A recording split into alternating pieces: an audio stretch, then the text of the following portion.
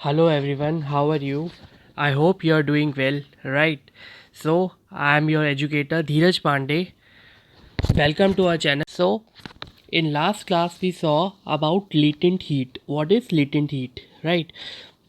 The amount of heat required to change the state of a unit mass of a substance from solid to liquid or liquid to vapor without changing temperature is called latent heat. Latent heat is hidden amount of heat. जिस hidden heat की वजह से solid convert हो रहा है liquid state में या liquid convert हो रहा है वेपर स्टेट में और टेम्परेचर चेंज नहीं हो रहा है उसे हम लेटेंट हीट बोलते हैं। ठीक है, तो हमारे पास जो है दो लेटेंट हीट है, latent heat of vaporization and latent heat of fusion. तो हम उसको जो है समझेंगे कि क्या होता है लेटेंट हीट ऑफ वेपराइजेशन।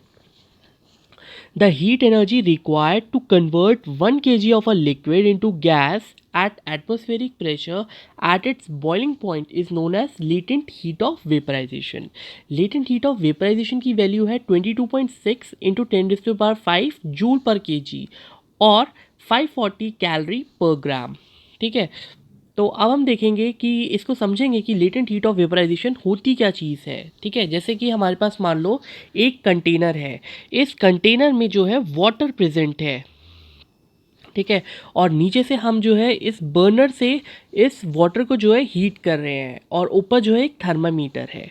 ठीक है, तो टेम्परेचर जो होगा वो वाटर का वो राइज करेगा। ठीक है, 30 डिग्री सेंटीग्रेड से पूरा 100 डिग्री सेंटीग्रेड तक राइज करेगा।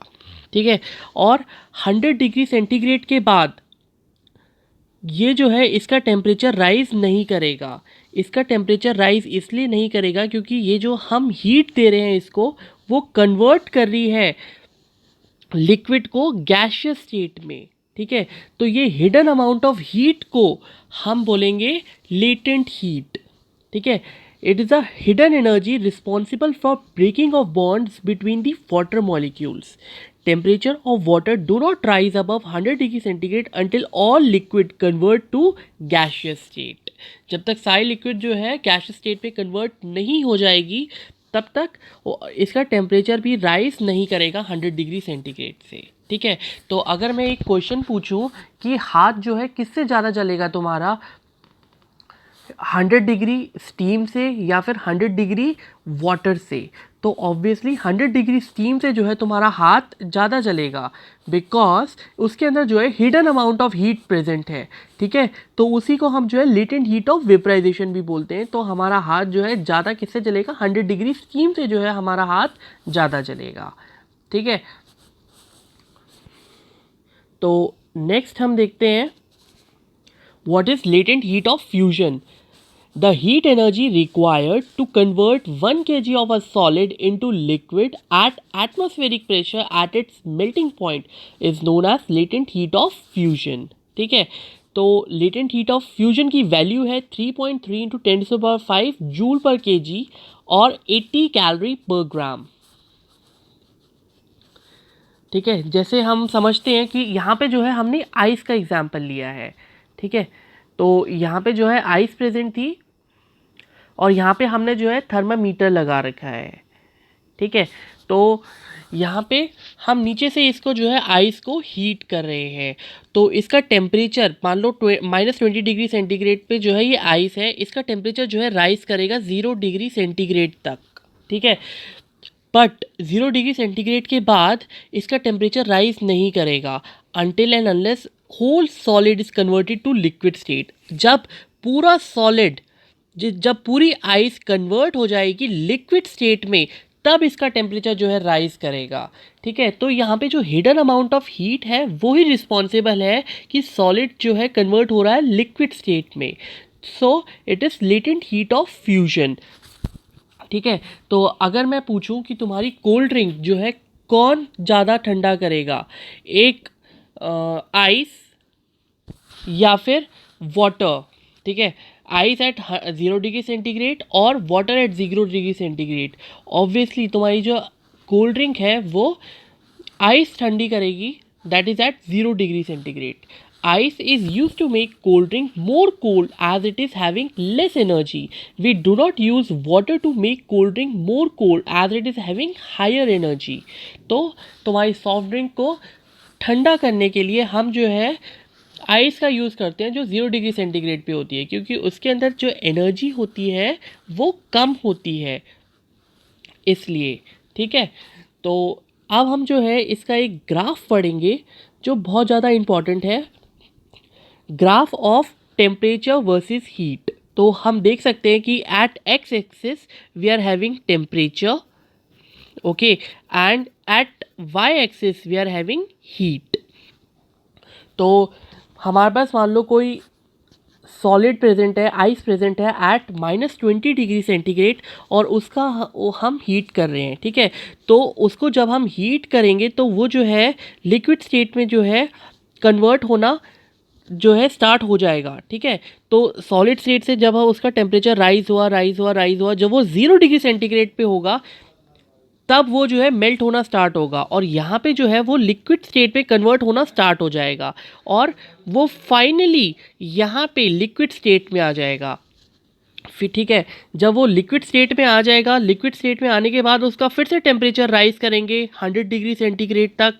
ठीक है, फिर 100 डिग्री सेंटीग्रेड के बाद एक फिर से उसका जो है कांस्टेंट आएगा ग्राफ। ठीक है, ये कांस्टेंट इसलिए आया है कि लिक्विड जो है अभी कन्वर्ट नहीं हुआ है गैशियस स्टेट में। जब पूरा लिक्विड कन्वर्ट हो जाएगा गैशियस स्टेट में, अब जाके इसका ग्राफ जो है अब इसका टेम्परेचर राइज करेगा अबव 100 डिग्री सेंटीग्रेड। ठीक है, तो यहाँ पे देखो, यहाँ पे हो रही है फ्यूजन या मेल्टिंग, यहाँ पे हो रही है फ्रीजिंग और यहाँ पे हो रही है वेपराइजेशन और यहाँ पे इसके ऑपोजिट हो रही है कंडेंसेशन। ठीक है, तो यहाँ पे जो है 4 हीट हैं, Q1, Q2, Q3 and Q4। जो Q2 माइनस Q1 है उसे हम बोलेंगे लेटेंट हीट ऑफ फ्यूजन और Q4 माइनस Q3 को बोलेंगे लेटेंट हीट ऑफ वेपराइजेशन। तो हम देख सकते हैं कि लेटेंट हीट ऑफ वेपराइजेशन का ग्राफ जो है बड़ा आया है, ये लाइन जो है काफ़ी बड़ी आई है, ये वाली लाइन जो है काफ़ी बड़ी आई है देन दिस लाइन। ठीक है, तो यहाँ से पता चलता है कि latent heat of vaporization is 7 times of latent heat of fusion के। ये बहुत ज़्यादा इंपॉर्टेंट है कि latent heat of vaporization is 7 times of latent heat of fusion. तो नेक्स्ट हम देखते हैं what is specific heat capacity. ठीक है, it is the amount of energy required to raise the temperature of 1 kg of any substance by 1 degree centigrade. ठीक है, किसी भी सब्सटेंस का अगर हमें जो है टेम्परेचर राइज करना है of 1 kg by 1 degree centigrade, उसे हम स्पेसिफिक हीट कैपेसिटी कहते हैं। ठीक है, specific heat capacity of steam क्या है 2010 joule per kilogram degree centigrade, water की 4186 जूल पर KG degree centigrade and ice की 2100 joule per kilogram degree centigrade. तो ये स्पेसिफिक हीट कैपेसिटी की वैल्यू जो है हमें याद होनी चाहिए न्यूमेरिकल्स के लिए। नेक्स्ट इज जो हमने देखा है ये graph of temperature versus heat. ठीक है, तो यहाँ पे जो है 2 फॉर्मूले लगेंगे, that is Q equal to ml and Q equal to MC delta T। ठीक है, Q इक्वल टू ml जो है 2 जगह लगेगा, यहाँ पे और यहाँ पे, क्योंकि यहाँ पे जो है फेस चेंज हो रहा है, और यहाँ पे Q equal to MC delta T 2 जगह लगेगा। ठीक है, Q equal to MC delta T यहाँ 2 जगह पे लगेगा, इस पे, ठीक है, और इस पे Q equal to MC delta T, क्योंकि यहाँ पे जो है टेम्परेचर चेंज हो रहा है। Q is amount of heat, M is mass of any substance, delta T is temperature change and C is specific heat capacity and L is latent heat. ठीक है, तो अब हम देखेंगे some numericals based on these graphs. तो पहला question है how much energy is required to melt 20 gram of ice. 20 gram of ice को जो है हम कैसे मेल्ट करेंगे। ठीक है, अब हमें मालूम है कि latent heat of fusion of 1 kilogram is 80 calorie पर ग्राम। ठीक है, हमें मालूम है कि 1 किलोग्राम का कितना है 80 कैलोरी पर ग्राम है। 1 किलोग्राम इज इक्वल टू 1000 ग्राम, तो 200 ग्राम के लिए कितना चाहिए होगा। सिंपल न्यूमेरिकल मेथड से आ जाएगा, सिंपल यूनिटरी मेथड से आ जाएगा। ठीक है, तो 1 के लिए कितना चाहिए होगा 80/1000, ठीक है, और 200 के लिए इंटू 200। तो यहाँ से इसको हम कैलकुलेट करेंगे तो इसका आंसर जो है 16 जूल आ जाएगा, ठीक है। दैट मीन्स 16 जूल एनर्जी लगेगी इसके लिए मेल्ट करने के लिए। 200 ग्राम ऑफ आइस को मेल्ट करने के लिए कितनी एनर्जी लगेगी, 16 जूल एनर्जी लगेगी।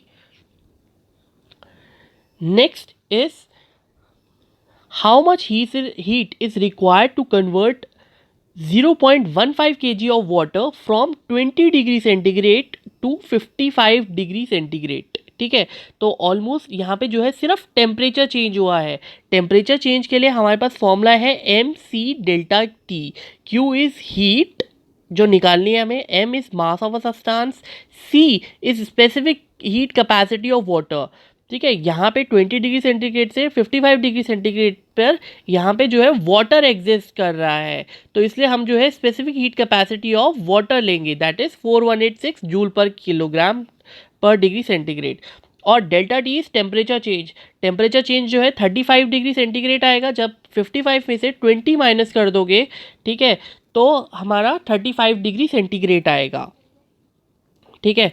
तो यहाँ पे जो है 35 degree centigrade is temperature change. इसको कैलकुलेट करेंगे तो इस हमारा आंसर जो है ऑलमोस्ट 22 किलोग्राम आएगा, ठीक है, 22 किलो जूल आएगी, ठीक है। ये एनर्जी हमारे पास आ गई है। इतनी एनर्जी हमें चाहिए, ठीक है, कि हम इतना किलोग्राम ऑफ वाटर को जो है उसका टेम्परेचर राइज कर सके from 20 degree centigrade to 55 degree centigrade. तो we need 22 kilo joule of energy. Next जो हम देखते हैं, ये बहुत इंपॉर्टेंट क्वेश्चन है, ठीक है, that how much heat is required to convert 3 kg of ice at 0 degree centigrade to water at 30 degree centigrade. हमें जो है टेम्परेचर राइज करना है 3 kg ऑफ आइस का फ्रॉम 0 डिग्री सेंटीग्रेड से लेके 30 डिग्री सेंटीग्रेड तक, ठीक है। तो यहाँ पे देखो, यहाँ पे तो सिर्फ जो है फेस चेंज हो रहा है, Q1 में जो है सिर्फ फेस चेंज हो रहा है और Q2 में जो है टेम्परेचर चेंज हो रहा है। तो हम यहाँ पे जो है MLF लगाएंगे इसके लिए, ठीक है। तो M कितना है 3 kg और LF latent heat of fusion की वैल्यू हमारे पास है 3.3 इंटू 10⁵ जूल पर kg। तो यहाँ से जो है Q1 हीट आ जाएगी। Q2 हीट निकालेंगे इसके लिए, ये वाले के लिए हम जो है Q2 हीट लगा लेंगे, ठीक है। उसका फॉर्मूला है mc∆T, ठीक है। m है 3 kg, specific heat of capacity of water है 4186 जूल पर kg डिग्री सेंटीग्रेड, ठीक है। और यहाँ पे जो टेम्परेचर है, change in temperature is 30 degree centigrade, 0 degree to 30 degree centigrade, यानी कि यहाँ पे चेंज इन टेम्परेचर जो है वो 30 डिग्री सेंटीग्रेड है, ठीक है। तो यहाँ से इतनी जो है जूल एनर्जी आ जाएगी। अब इन दोनों एनर्जी को जो है हम ऐड कर देंगे तो हमारा फाइनल आंसर ये आ जाएगा। तो इसका मतलब इतनी एनर्जी चाहिए टू राइज, ठीक है, इतनी एनर्जी हमें चाहिए कि हम जो है टेम्परेचर राइज कर सकें 3 kg ऑफ आइस का from 0 degree centigrade to 30 degree centigrade. If you like my video please share and subscribe.